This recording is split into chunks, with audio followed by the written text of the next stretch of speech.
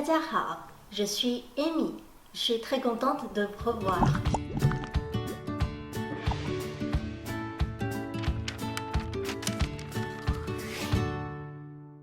Avant de commencer le cours d'aujourd'hui, je vais d'abord répondre à quelques questions que j'ai reçues.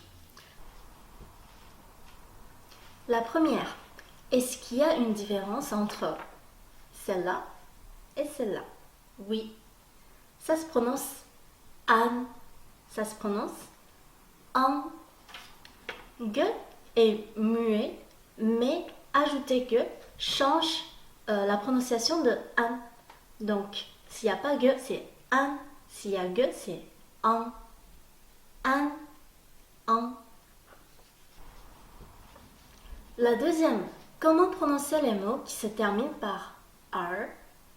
Alors, d'abord, il faut savoir comment prononcer r. Ouvrir un petit peu la bouche et dresser la langue vers le haut. R, R, très bien. Ensuite, les mots qui se terminent par R, il faut prononcer avec une liaison. Donc, par exemple, char, c'est char avec une liaison, mais pas char.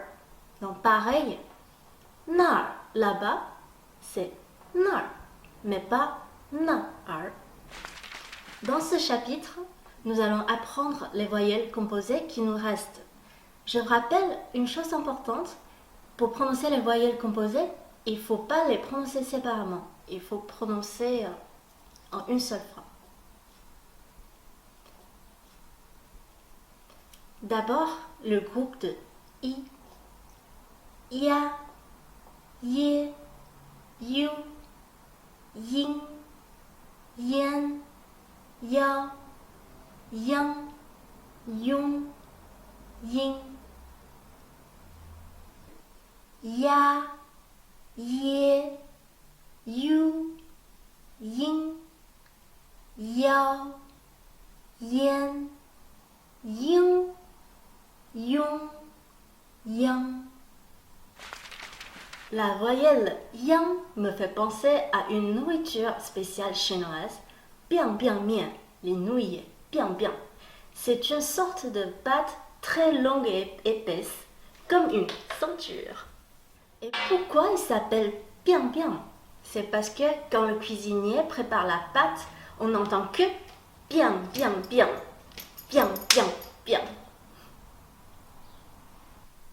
Ensuite, les voyelles du groupe ou, wa, wo, wai, wei, wang, wen, wan.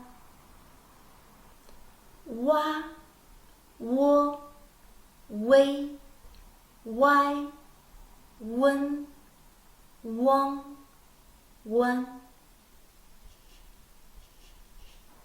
Enfin, le groupe du U, yue, yuan, yun. Yue, yuan, yun.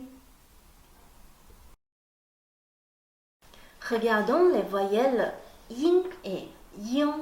Celle-là est plus courte. Yin, celle-là est plus longue et ça vient de plus profond de notre bouche, un peu nasale. Yin, voilà. Yin, yin, yin, yin. Est-ce que ça vous fait rappeler de un et on? Donc pareil, un est plus court que on. Un, on, on. Une dernière indication, il ne faut pas prononcer ge dans le pinyin. Écoutez. On,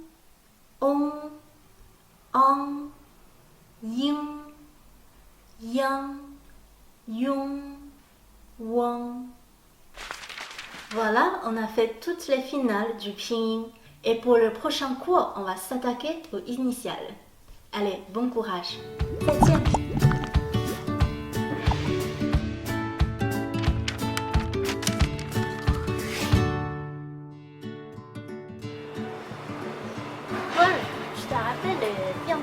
Oui.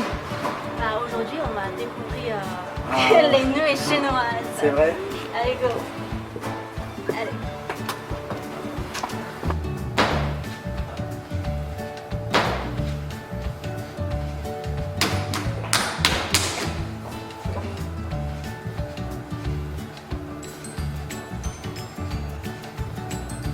Alors dans la pâte, il y a du sel, de la farine de blé, des œufs et de l'eau. Alors j'ai une petite question, en Italie il y a beaucoup de formes de pâtes, est-ce qu'en Chine c'est pareil? 是的，比如说像我们店的话呢，我们店就有这个拉条子和兰州拉面的拉面，然后呢还有刀削面，在我们中国还有很多种类的面，有长的、短的、宽的、细的，比如说有钵盂面，有柳叶面，还有猫耳朵和像皮带一样的凉表面。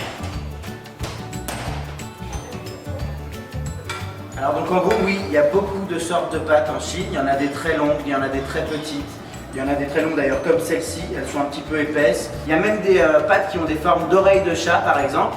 Il y a aussi des pâtes très épaisses où on dirait un peu une ceinture, comme celle-ci d'ailleurs. Je vous rassure, ma ceinture ne se mange pas. Et voilà, donc en gros il y a vraiment beaucoup de pâtes.